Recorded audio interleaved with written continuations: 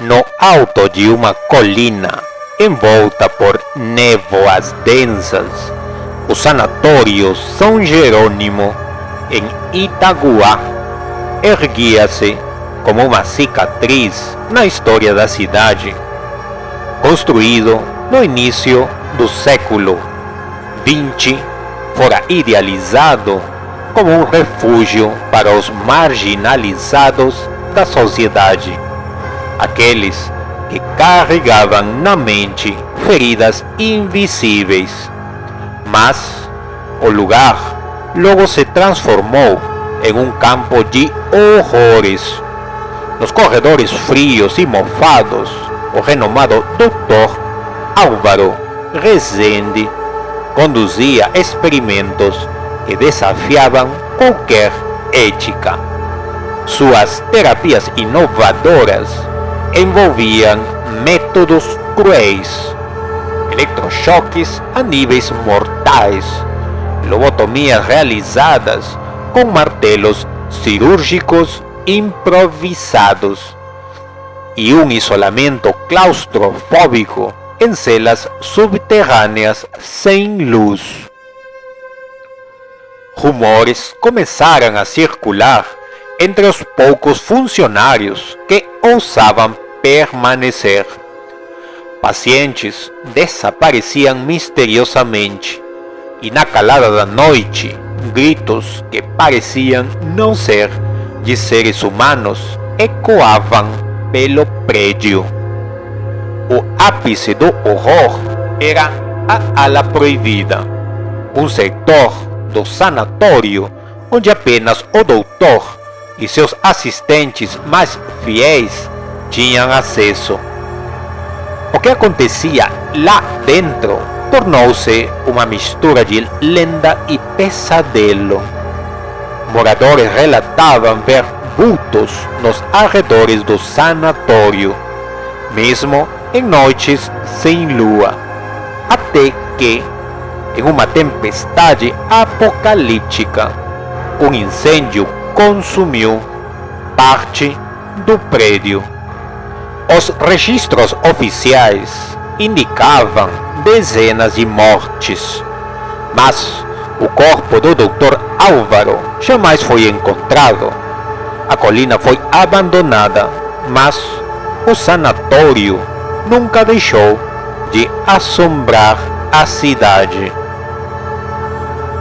Décadas depois, o Sanatório São Jerônimo era um local evitado até pelos mais céticos.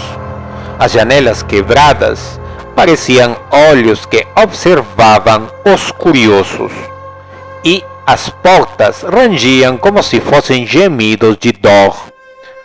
Apesar das histórias, o lugar atraiu a atenção de Lara, Gustavo e Caio, estudantes de jornalismo da universidade local. Lara, sempre fascinada por histórias de terror, convenceu os amigos a explorarem o sanatório para produzir um documentário que prometia fama e reconhecimento. Era uma noite de lua cheia e a cidade parecia sufocada por um silêncio anormal. Quando começaram a subida pela colina, o vento carregava um som estranho, como um sussurro persistente. É só o vento, Gustavo tentou brincar, mas ninguém riu. O portão enferrujado estava entreaberto, como se convidasse o grupo. O interior era ainda mais perturbador do que havia imaginado. Salas vazias, com manchas escuras nas paredes, papéis amarelados espalhados pelo chão e móveis quebrados que pareciam carregar a memória de sofrimento. Conforme avançavam, o ar ficava mais denso e um cheiro metálico tomava conta do ambiente. Gustavo encontrou um antigo registro médico onde frases desconexas foram rabiscadas com força. Ele ainda está aqui e a dor nunca para. Lara percebeu que as paredes pareciam respirar, como se o sanatório tivesse vida própria. Não estou gostando disso, murmurou Caio, mas nenhum deles quis parecer covarde. Então encontraram uma porta marcada com um símbolo estranho, um círculo com chamas desenhadas ao redor. A porta parecia pulsar, como se estivesse viva. Quando Lara empurrou a porta, um som gutural ecoou pelos corredores, como um rosnado vindo das entranhas da terra.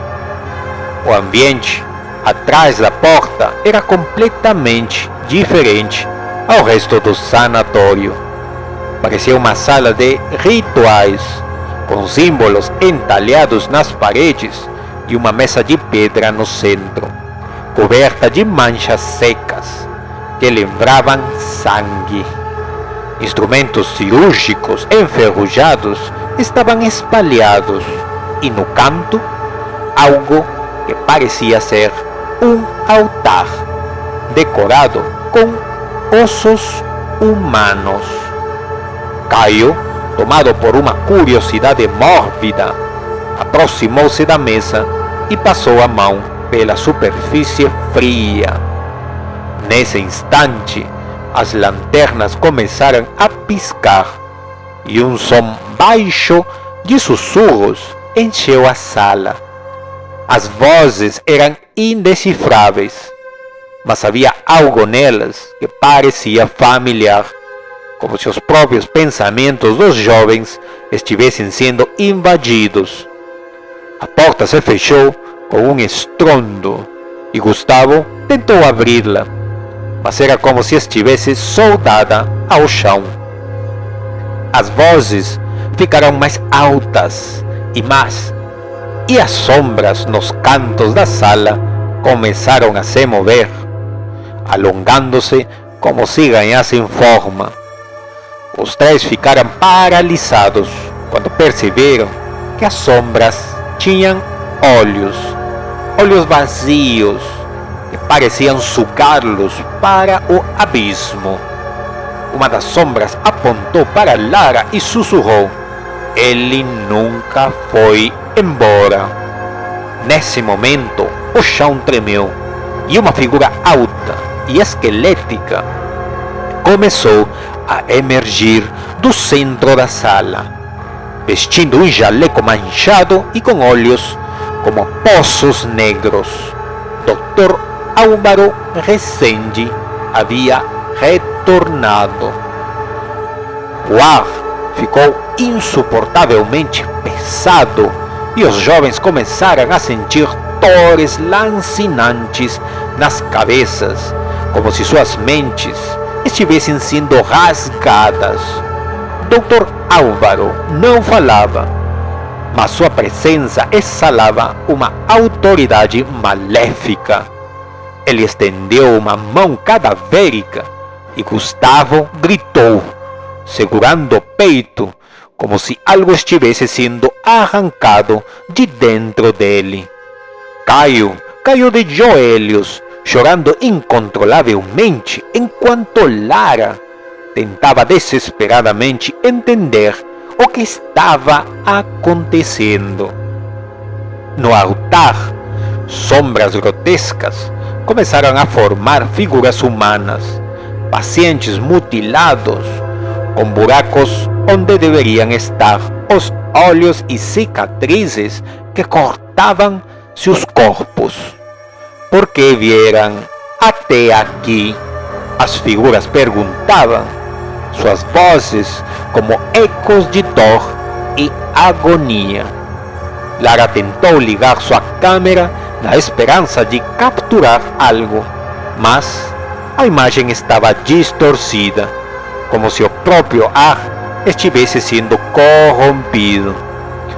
Dr. Álvaro começou a se aproximar de Lara e seus olhos negros pareciam sugar sua alma. Antes que ele pudesse tocá-la, um dos símbolos na parede brilhou intensamente e um grito coletivo encheu a sala. Lara desmaiou.